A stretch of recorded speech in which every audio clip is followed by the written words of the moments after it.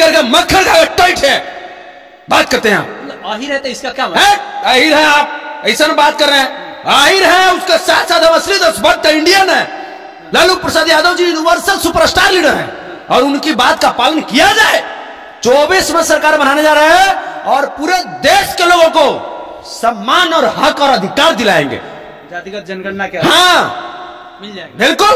बिहार के जितने भी जो गरीब गुरबे लोग हैं, हमारे ओबीसी एसटी एसटी माइनॉरिटी समाज के जो लोग हैं, वो गरीबी के मारे अलग अलग राज्यों में जाकर कमाई कर रहे हैं, उनका काउंटिंग नहीं हुआ है। उनको भी काउंटिंग होना चाहिए। हमें 21% है।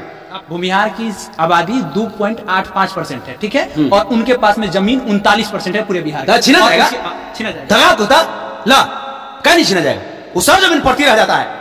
तो 10% है तो तुमको 10% आरक्षण मिल गया, काम खत्म, बाकी ना छोड़ो।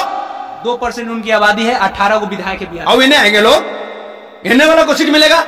पहला प्रधानमंत्री होंगे जिनको जेल खटना पड़ेगा, मोदी जी को। पहला प्रधानमंत्री इतिहास में लिखा जाएगा। बड़ा स्टेटमेंट दे रहे हैं। बड़ा स्टेटमेंट नहीं, अभी तो छोटा दे रहे। जब जेलवा में घुसा यह होगा तब बड़का होगा। अभी तो बहुत बर्बाद कर दिया इन्होंने देश को। प्रेसिडेंट इंडिया की जगह प्रेसिडेंट भारत क्यों लिखाया? फिर लिखा है तो कोई आपत्ति है आपको? है आपत्ति ना?